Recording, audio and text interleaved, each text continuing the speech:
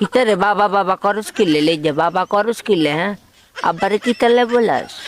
তাইলে একটু আগে কইছি খালি হাতে কেউ ফিরে না, দুই হাত তুলে চাও কার কাছে? আল্লাহর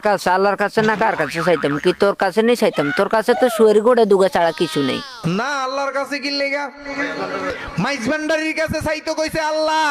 মাইজ বান্ডারির কেন হন্দের কা উল্টে দেখতে কেন গাই কোকে মারি দিম কি কইছি কথা বুঝনি মানে এই টেন্ডা কেন আমি মাইজ বান্ডারির রাখছি এমনকি তোলায় বাদির গইসা রাখছি পরবর্তী নেক্সটে বাদির গইসা চলি এইটারে যে কোনো মুহূর্তে আতে কি কইছি কথা বুঝনি আল্লাহ কয় কিয়া কয় আল্লাহ কি কয় হ্যাঁ তোমার তো কেন মাজার ফুজারি মেয়ের কুইয়া কেন দেড় বেঠারি বেঠারি বেগুনটা কেন দেশ থেকে চলে যাওয়ার জন্য বলে কেন আল্লাহ যে কোনো মুহূর্তে কেন মেসেজ ড্রপ করে দিতে পারে কি কইছি কথা বুঝনি তঙ্গ উপরে ওলি আল্লাহর কাছে চাইতো, মুহসিনিনের কাছে চাইতো। সূরা আরাফের 56 নম্বর আয়াত। ইন্নারিল্লাহ আহারে আল্লাহ আরে অসুস্থ হয়ে গেছি রে ভাই এ কথা হলো না ওরা দুনিয়াতে বেঁচে থাকার কোনো লাভ আছে কোনো লাভ নাই আপনারা দেখেন সূরাতে কি বলেছে আমি আপনাদেরকে স্ক্রিনশট দেখাই দিতেছি ভাই কি লেখছে কি পড়ছে আপনারা যারা মালানা সাহেব আছেন যারা হাফেজ আছেন একটু পড়ে দেখেন কিটা লেখছে আপনি যতই নামাজ গুতান, রোজা গুতান, হজ গুতান, যাকাত গুতান, কোন কাজ হবে? কাজ হইতো না কিনলে আজ কিন্তু বাদির কইছে তোর হোঁদে দিয়ে ঢুকাইম কোনো ঢুকাঢুকি হইতো না কোনো গুতান গুতি হইতো না আজ ডাইরেক্ট তোর হোঁদে দিয়ে বাদির কইছে আমি কেন মানে বাগিচার থেকে অরিজিনাল বাদির কইছে কেন মানে কেটে এনেছি তোর হোঁদের দিয়ে দেখতে গড়গড়ায় ভরে দিম তখন বুঝবা যে কেন মানে বেঁচে থাকার কত যন্ত্রণা একটি নামাজ একটি রোজাই আসল, এইটাই প্রমাণ হবে, অন্য কোনো কিছু প্রমাণ হবে না। জোরে কোন সুবহানাল্লাহ। না জুবিল্লা কিতা হুনেলা হায় খোদা আমার উঠিয়ে না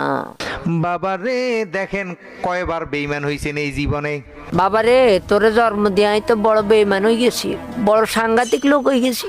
তোরে জন্ম দেন না দেন তো না কেন প্যারাসিটামল করে জন্ম দেন বালা ছিল বাবা আমার মা থেকে সুন্দরী মহিলা পৃথিবীতে আছে কিনা জানি না। বাইরে তোর মা সুন্দর কেন পৃথিবীতে আর কোনো মাইয়া ছিল না তোর মা তোর জন্ম দিয়ে ফতে ফতে ঘুরে কেন আমার মা দেখতেও সুন্দর, আমাকে দেখেন না আমি মাছ জাতে, তাহলে আমার মাটা কত সুন্দর।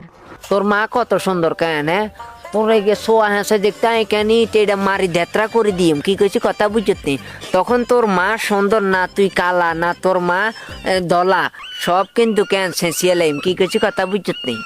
আরো আমি ফুত হিসাবে তো আমি মনে করবো যে পৃথিবীর হুর গেলমান যা আছে সবচেয়ে আমার মাই সুন্দর। আর মা কি কালা কেন হ্যাঁ আর মা আর কাছে অমূল্য রতন আর মা কেন আমার সব কি কইছি কথা বুঝত নি আমি তো কইলে কইতাম আরে আর মা সুন্দর বাট এমন গুতান গুতাই কেন জাগা মতো কি রক্ত জানছি সিরে বার বাবা রে আবারও কস বাবা তোকে বাবাটা কিতা হ্যাঁ তোকে বাবা কিতা জন্মদাতা জিগা হিগা তোর বাবা আর কোনো আব্বা টাব্বা কইস না তোর জন্ম দিতাম হারি ন আর দিও ন কি কিছু কথা বুঝত না হ্যাঁ বিয়ে করি না সাংঘাতিক পাবলিক কিন্তু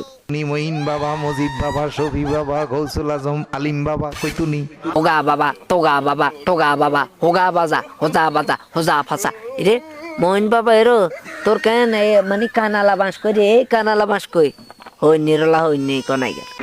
বাবা আপনি একটা টয়লেট বানাইছেন, এই টয়লেটটার মধ্যে আপনি যারে তারে প্রবেশ করতে দিবেন না কেন? হাতের হন্দের সেদা নাই এই জন্য হাতের টয়লেটের ইউজ করার মতো হাতের কেন অভিজ্ঞতা হয় না হাতের মধ্যে সেদা থাকলে না হাতে টয়লেট ইউজ করবো হাতে তো সেদাই বাদ দিয়ে গেছে এখন তো দেখি আমার আপনার স্থান ওই জাহান্নামেও নাই।